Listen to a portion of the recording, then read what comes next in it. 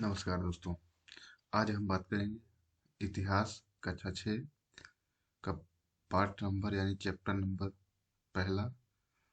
तो इसका हमारा चैप्टर नंबर पहला प्रारंभिक कथन यानी क्या, कब और कैसे।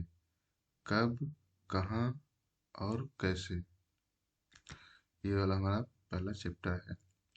तो इसको हम डिटेल से समझते हैं। क्या है ये? टाइटल हमारा है कब, कहाँ और कैसे। देखिए, एक क्वेश्चन से हम स्टार्ट करते हैं। क्या है क्वेश्चन? रसीदा का सवाल है। क्या सवाल है? रसीदा बैठी अखबार पढ़ रही है। अचानक उसकी सुर्खी निगाह एक सुर्खी पर पड़ी। 100 साल पहले की। वह सोचने लगी कि यह कोई कैसे जान सकता है कि इतने वर्षों पहले क्या हुआ था। कैसे पता लगाएं कि कैसे पता लगाएं? यह जानने के लिए कि कल क्या हुआ था तो रेडियो सुन सकते हो, टेलीविजन देख सकते हो या अखबार पढ़ सकते हो। साथ ही यह जानने के लिए पिछले साल क्या हुआ था तो तुम किसी ऐसे व्यक्ति से बात कर सकते हो जिससे उस समय की स्मृति हो, यानी मुझे कुछ चीजें याद हो उसको।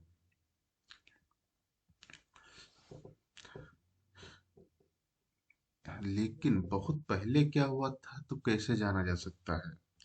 अतीत के बारे में क्या जान अतीत के बारे में हम क्या क्या जान सकते हैं? तो अतीत के बारे में बहुत कुछ जाना जा सकता है, जैसे लोग क्या खाते थे, कैसे कपड़े पहनते थे, किस तरह के घरों में रहते थे।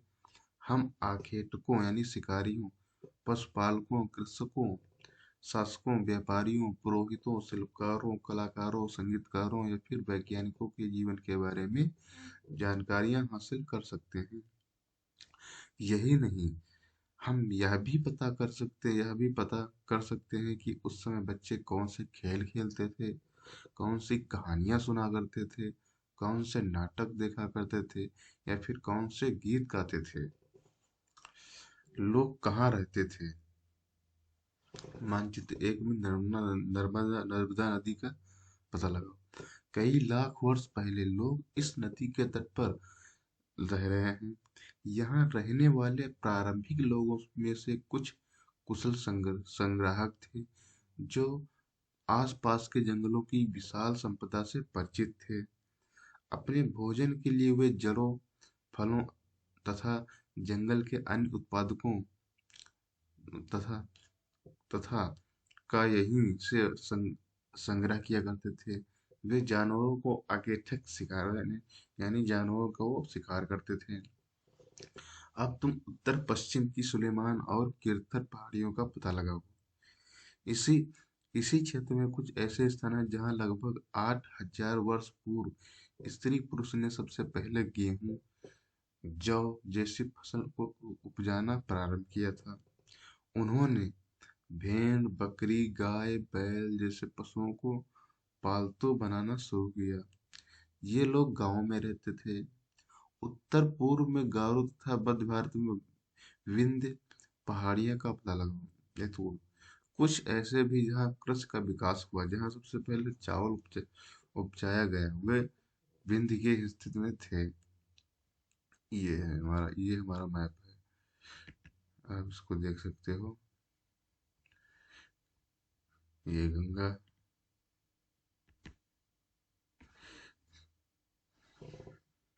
सहायक नदियां उन्हें सहायक नदियां उन्हें कहते हैं जो एक बड़ी नदी में मिल जाती है।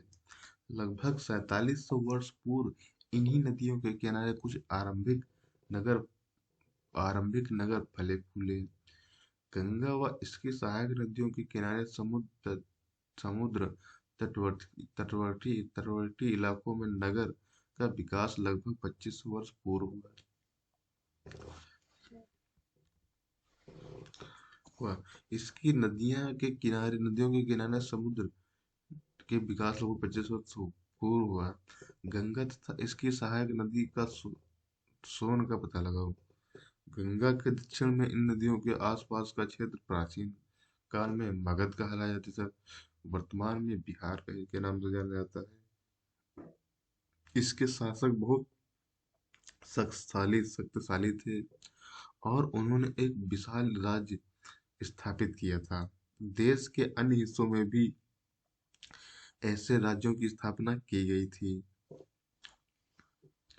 लोग लोगों ने यस लोगों ने सदैव उपमहाद्वीप के एक हिस्से से दूसरे हिस्से तक यात्रा की। कभी कभी हिमालय जैसे ऊंचे पर्वतों, पहाड़ियों, रेगिस्तानों, नदियों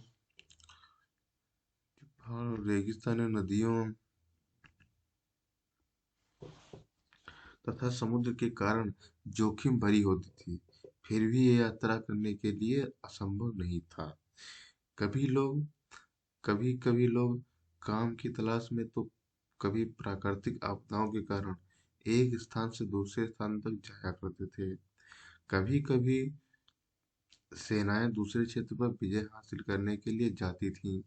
इसके अतिरिक्त व्यापारी कभी काफिले में तो कभी जहाजों में अपने साथ मूल्यवान वस्तुएं लेकर एक स्थान से दूसरे स्थान तक जाते थे। धार्मिक गुरु लोगों को शिक्षा देते थे और सलाह देते हुए एक गांव से दूसरे गांव तक, एक कस्बे से दूसरे कस्बे तक जाया करते थे। कुछ लोग नए और रोचक स्थानों पर खोज के लिए खोजने की चाह में उत्सुकतावश भी यात्रा किया करते थे। इन सभी यात्राओं से लोगों को एक दूसरे से विचार जानने का अवसर मिला। एक बार फिर मानचित्र को देखो, पहाड़ियां, पर्वतों, समुद्र इस उपमहाद्वीप की प्राकृतिक सीमा का निर्माण करते हैं। हालांकि लोगों के लिए इन सीमाओं को पार करना आसान नहीं था। जिन्होंने ऐसा चाहा वे ऐसा कर सके। वे पर्वतों की ऊंचाई को छू सके तथा गहरे समुद्र को पार कर सके। उपमहाद्वीप के बारे में बाहर से भी कुछ लोग यहाँ आए और यही बस गए। इस आवागमन ने हमारी सांस्कृतिक परंपराओं को समृद्ध किया। कई सौ वर्ष लोग पत्थर को तराशने, संगीत रचने, यहाँ तक कि भोजन बनाने के नए तरीकों के बारे में एक दूसरे के विचारों को अपनाते रहे। तो ये हमारा देखते हैं, ये वाला था टॉपिक। अब हम अगला हमारा टॉपिक है देश के नाम। देश के नाम।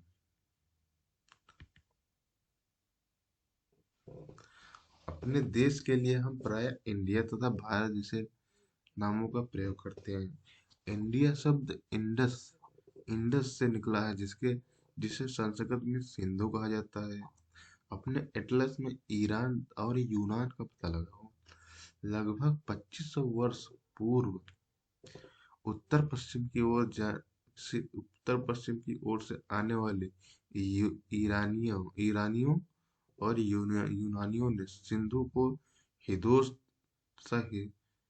हिदोस अथवा हिंदोस और इस नदी के पूर्व में स्थित भूमि प्रदेश को इंडिया कहा। भारत नाम का प्रयोग उत्तर पश्चिम में रहने वाले लोगों के एक समूह के लिए किया जाता था।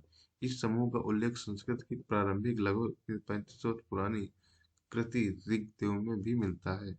बाद में इसका प्रयोग देश के लिए होने लगा। ये पॉइंट इम्पोर्टेंट है, इसको आप नोट डाउन जरूर कर लीजिए। आगे देखते हैं, अतीत के बारे में कैसे जानें। अतीत की जानकारी हम कई तरह से कर सकते हैं। कैसे कर सकते हैं? इनमें से एक तरीका अतीत में लिखी गई पुस्तकों को ढूंढना और पढ़ना। ये पुस्तकें हाथों से लिखी होने के कारण पांडुलिपि कही जाती हैं। अंग्रेजी में पांडुलिपि के प्रयुक्त होने वाला मैन्युस्क्रिप्ट शब्द लैटिन शब्द मेनू, जिसका अर्थ होता है हाथ से निकला है। ये पांडुलिपियां यहाँ प्राय ताड़पत्रों अथवा हिमालय क्षेत्र में उगने वाले भुर्ज नामक पेड़ की छाल से विशेष तरीके से तैयार भोजपत्र पर लिखी मिलती थी। यहाँ आप एक पॉइंट नोट डाउन कर सकते हैं। आगे देखते हैं। इतने वर्षों में इनमें से कई पांडुलिपियों को कीड़ों ने खा लिया था तथा कुछ नष्ट कर दी गई। फिर भी ऐसी कई पांडुलिपियां आज भी उपलब्ध हैं। प्राय ये पांडुलिपियां मंदिरों और विहारों से में प्राप्त होती हैं। इन पुस्तकों में धार्मिक मान्यताओं व्यवहारों, राजाओं के जीवन, औषधियों तथा विज्ञान आदि सभी प्रकार के विषयों की चर्चा मिलती है। इनके अतिरिक्त हमारे यहाँ महाकाव्य, कविताएं तथा नाटक भी हैं। इनमें से कई संस्कृत में लिखे हुए मिलते हैं, जबकि अन्य प्राकृतिक तथा तमिल में है। प्राकृतिक भाषा का प्रयोग आम लोग करते हैं, तो हम अभिलेखों का भी अध्ययन कर सकते हैं। ऐसे लेख ऐसे लेख पत्थर अथवा धातु पत्थर अथवा धातु अपेक्षाकृत कठोर सतहों पर उत्कीर्ण किए गए मिलते हैं। कभी कभी शासक अथवा अन्य लोग आदेशों को भी इसी तरह प्रयोग करते थे, ताकि उन्हें देख सके और उनका पालन कर सके। कुछ अन्य प्रकार के अभिलेख भी मिलते हैं, जिनमें राजाओं तथा रानियों सहित अन्य स्त्री पुरुष ने भी अपने कार्यों के विवरण संकीर्ण करवाए हैं। उदाहरण के लिए प्रायः शासक लड़ाइयों में अर्जित विजय को लेखा जोखा करते थे। ये एक बड़ा पुराना लेख है, इसको पढ़ते हैं।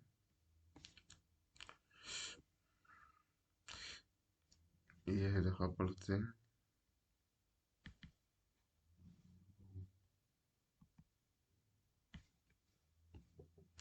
लगभग 2250 वर्ष पुराना यह अभिलेख वर्तमान में अफगानिस्तान के कंधार से प्राप्त हुआ है। यह अभिलेख अशोक नामक शासक के आदेश पर उत्कीर्ण करवाया गया था। इस शासक के विषय में तुम अध्याय 7 में पढ़ोगे। जब हम कुछ लिखते हैं तब हम किसी लिपि का प्रयोग करते हैं। लिपियां अक्षरों अथवा संकेतों से बनी होती हैं। जब हम कुछ बोलते अथवा पढ़ते हैं तब एक भाषा का प्रयोग करते हैं। यह अभिलेख इस क्षेत्र में प्रयुक्त होने वाली यूनानी तथा आर अरामेइक नामक दो विभिन्न लिपियों भाषाओं में है। क्या तुम बता सकती हो कि कठोर सतह पर लिखवाने के लिए के क्या लाभ हैं? ऐसा करवाने में क्या कठिनाई आती थी? इसके अतिरिक्त अन्य कई वस्तुएं अतीत में बनी हैं और प्रयोग में लाई जाती थी। तो ऐसी वस्तुओं का अध्ययन करने वाले व्यक्ति पुरातात्विद पुरातात्विक कहलाता था। नोट डाउन कर सकते हैं।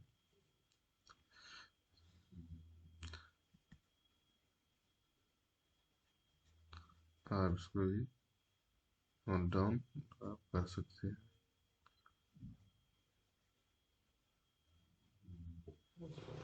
बाएं, एक प्राचीन नगर से प्राप्त पात्र है। इस पात्र के पात्रों का प्रयोग 47 वर्ष पूर्व होता था। दाएं, एक पुराना चांदी का सिक्का है। एक पुराना चांदी का सिक्का है। इस तरह के सिक्कों का प्रयोग लगभग 2500 वर्ष पूर्व होता था। हमारे द्वारा आज प्रयोग में आने वाले सिक्कों में यह सिक्कों से कैसे भिन्न है, अध्ययन करते हैं और आज औजारों, हथियारों, बर्तनों, आभूषणों तथा सिक्कों की प्राप्ति के लिए छानबीन तथा खुदाई भी करते थे।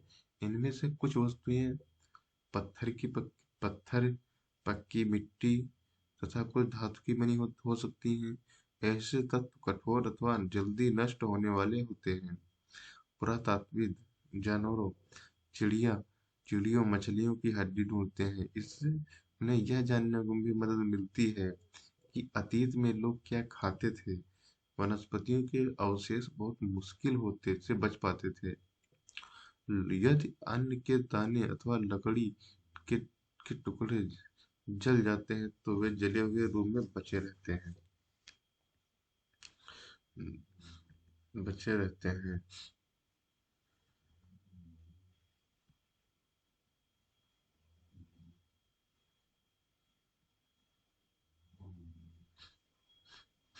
आगे देखते हैं। क्या पुरातात्विक बहुधा कपड़ों के विशेष मिलते हैं? पांडुलिपियां अभिलेखों तथा पुरातत्व से ज्ञात जानकारियों के लिए इतिहासकार प्रायः स्रोत शब्द का प्रयोग करते हैं, यानी कि बहुत इंपॉर्टेंट पॉइंट है। पांडुलिपियों अभिलेखों तथा पुरातत्व से ज्ञात जानकारियों के लिए इतिहासकार प्रायः स्रोत शब्द का प्रयोग करते हैं। इतिहासकार उन्हें कहते हैं जो अतीत का अध्ययन करते हैं। स्रोत के प्राप्त होते होते ही अतीत के बारे में पढ़ना बहुत रोचक हो जाता है, क्योंकि इन स्रोतों की सहायता से हम धीरे धीरे अतीत का पुनर् पुनर्निर्माण करते जाते हैं। अतः इतिहासकार तथा पुरातत्वविद उन जासूसों की तरह हैं जो इन सभी स्रोतों का प्रयोग सुराग के रूप में कर, कर अतीत को जानने का प्रयास करते हैं।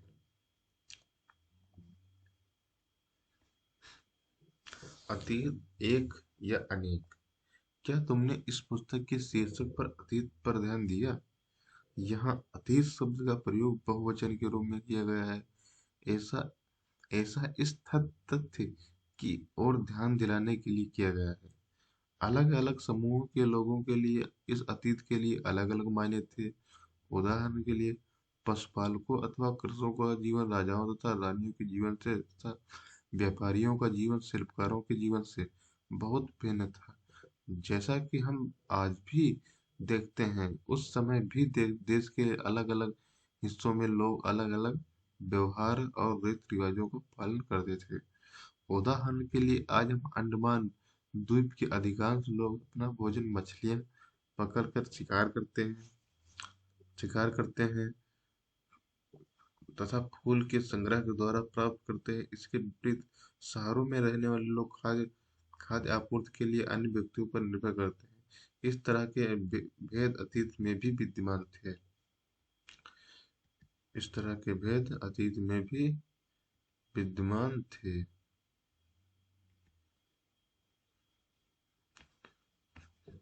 इसके अतिरिक्त एक अन्य तरह का भेद है। उस समय शासक अपनी विजयों को लेखा जोखा करते थे। यही कारण है कि हम उन शासकों अथवा तथा उनके द्वारा लड़ी जाने वाली लड़ाइयों के बारे में काफी कुछ जान सकते हैं। जबकि शिकारी, मछुआरे, संग्राहक, कृषक अथवा पशुपालकों जैसे आम आदमी प्राय अपने कार्यों का लेखा जोखा नहीं करते थे। पुरातत्व की सहायता से हम उनके जीवन को जानने में मदद मिलती है, हालांकि अभी भी इसके बारे में बहुत कुछ जानना शेष है। तिथियों का मतलब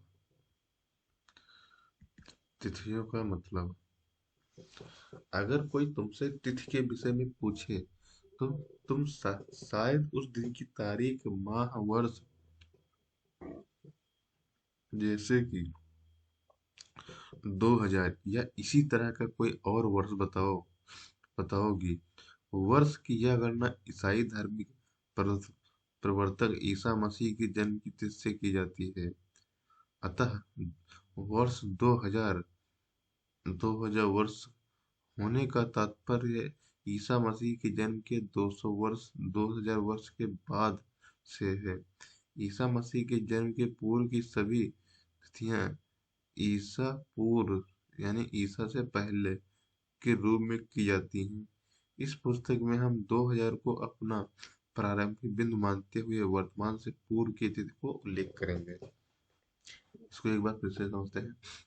अगर कोई तुमसे तिथि के विषय में पूछे, यानी तो उस दिन की तारीख, माह, वर्ष जैसे कि 2000 इस तरह का कोई और वर्ष बताओगी। वर्ष की गणना ईसाई धर्म प्रवर्तक ईसा मसीह के जन्म की तिथि से की जाती। अतः वर्ष 2000 वर्ष कहने का तात्पर्य है ईसा मसीह के जन्म के 200 वर्ष के बाद से है, यानी 2000 वर्ष के बाद से है।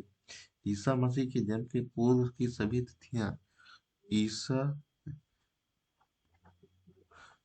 यानी कि 2000 वर्ष के बाद से है। ईसा मसीह जन्म के पूर्व की सभी तिथियां ईसा पूर्व यानी कि ईसा से पहले के रूप में की जानी जाती रूप के रूप में जानी जाती है। इस वक्त में हम 2000 को अपना प्रारंभिक बिंदु मानते हुए वर्तमान से पूर्व की तिथियों का उल्लेख करेंगे। प्रारंभिक कथन आगे देखते हैं। ये कुछ है बॉक्स में, इसको हम पढ़ते हैं।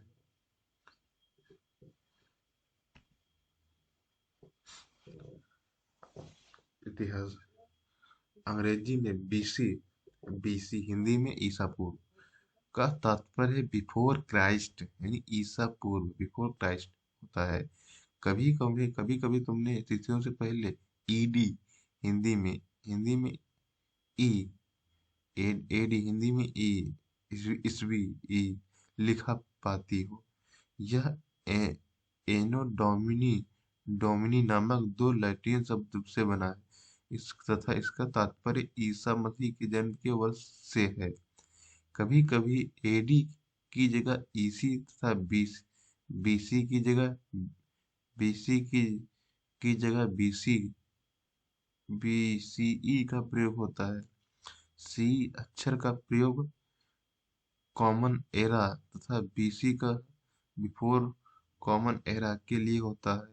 हम इन शब्दों का प्रयोग इसलिए करते हैं क्योंकि विश्व के अधिकांश देशों में अब इस कैलेंडर का प्रयोग सामान्य हो गया है। भारत में तिथियों के इस रूप का प्रयोग लगभग 200 वर्ष पूर्व आरंभ हुआ था। कभी कभी अंग्रेजी के बीपी अक्षरों का प्रयोग होता है जिसका तात्पर्य बिफोर क्राइस्ट प्रोजेक्ट वर्तमान से पहले। पृष्ठ 3 पर तिथियों और दिनों का पता लगाओ। सुनहरे अक्षर का समूह क्या है। तो हमारा आज का ये चैप्टर था। आई होप इसको समझे होंगे। और यदि आपको उपयोगी शब्द यात्रा, पांडुलिपियां, अभिलेख, पुरातत्व, इतिहास का स्रोत, अज्ञात लिपि का अर्थ निकालना, ये आप इसको मैचिंग कर सकते हो। नर्मदा घाटी कहाँ, मगध, सिंध की सहायक नदियां, गंगा घाटी, आप इसको कंप्लीट कर सकते। तो ये हमारा आज का पहला चैप्टर कंप्लीट हुआ। तब तक के लिए जय हिंद। और यदि हमारा प्रयास अच्छा लग रहा है तो चैनल को सब्सक्राइब करिएगा, कमेंट जरूर करिएगा और लाइक जरूर करिए। तब तक के लिए जय हिंद।